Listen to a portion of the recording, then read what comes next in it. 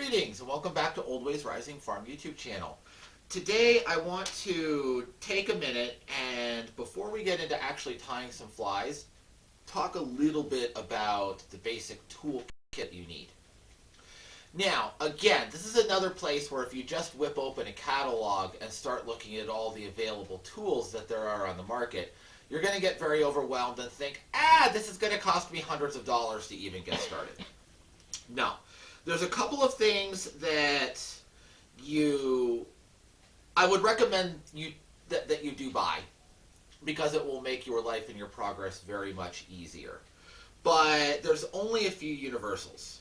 One is, and this is a material more than a tool, but you are going to need a hook and you are going to need some sort of thread. What my thread is housed in is what we call a fly tying bobbin. And the bobbin does make this a lot easier. These arms that it's attached to, okay, you can adjust them in and out just by pulling back and forth on them and adjust the tension, and that will hold tension on your tying thread. And that makes things a lot easier. But in the old days of tying full dress salmon flies, they were just tied in hand, and you can do that, right? We can just tie one of these in hand. The problem is that once you get started, you have to hold a pinch right here wherever your materials are coming off of. So you lose the use of one of your hands. Now, I mean, you can still do it. You can still hold that, and you can hold this, and you can tie it, right? But this would be a horrifically ugly fly. But just to show the point, the problem is you can't really put it down easily without it coming undone. Okay? So that brings us to our next little item. And our next little item is a fly tying vise. There's a couple of different styles. There's one I'm going to say don't get. This was in a kit that was gifted to me. And it was a very, very cheap kit, and it's a very, very cheap vise. It's just a couple of pieces of sheet metal and some screws. And it's absolute garbage. I would rather just hold the hook in my hand rather than try to fight with that. Don't use that. The type of vise that you will probably get started with, that most people get started with, is this. This one is old and broken. This is the first one I had when I was like 8 or 10 years old. This was my first vise. This is what usually comes in the kits. And it has a cam lock style vise. It adjusts, it has an adjustable barrel, which control how far the jaws will open and close. And this one, the screws inside are just stripped because it's so old. But this is sort of the common starter vise. They work well. Don't be afraid of them. They're very good. You can usually get one of these for about $24, right? I haven't looked at where all of the best sources are now, but they're pretty common. You can usually get one first, in the $20 to $30 price range. All of these prices, considering what inflation is doing right now, all these prices could be totally wrong and be totally wrong in a week. Caveat, but they have been historically about 20 or 30 bucks. This is one of my favorite styles. Again, the one that I used to use, the thread stripped out.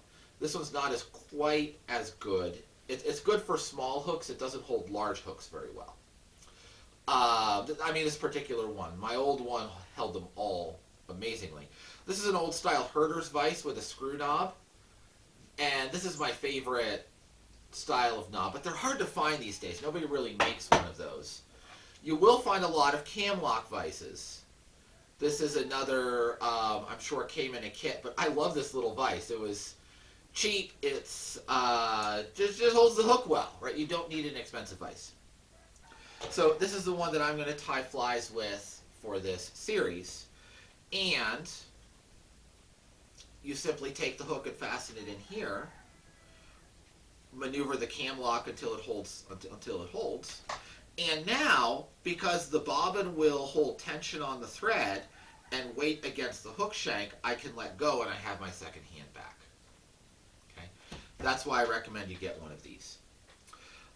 Not 100% necessary, but very recommended.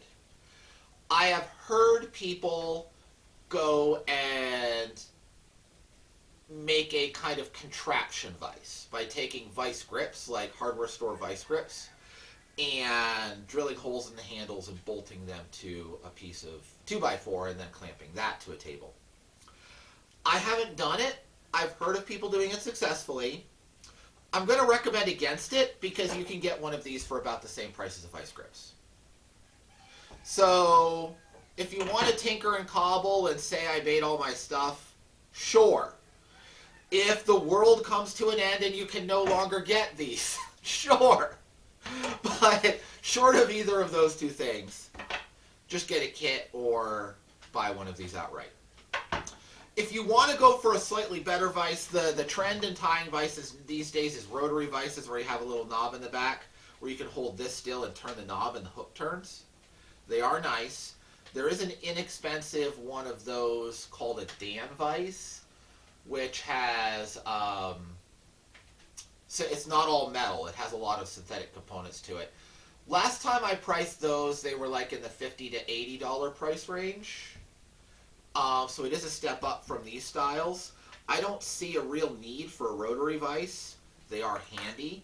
I would just go with one of these to get started. But if you do want to go for a rotary vise, look at the Dan vise. I have used them before. I don't own one. I have used one before. I'm thinking of adding one into my fly tying kit sometime soon.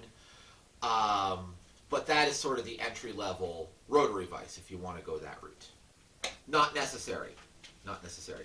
You can get one of these or one of these on an internet auction quite readily, and you can get these new. So I would go with those. Next, you probably already have some flavor of small scissors. Don't think you need an official fly tying small scissors. Any small sewing scissors will work. And you should get one of these. These are called hackle pliers. You'll see me use them on a couple flies. They are basically a little portable clamp that you can, if you want to hold something to the side of the hook, hold it still. While a little bit of glue dries or something like that, you can use them for that. And they're very useful in grabbing, and this is where the term hackle pliers comes from. They're useful in grabbing tips of feathers. If you have a short feather that you want to wind around the shank.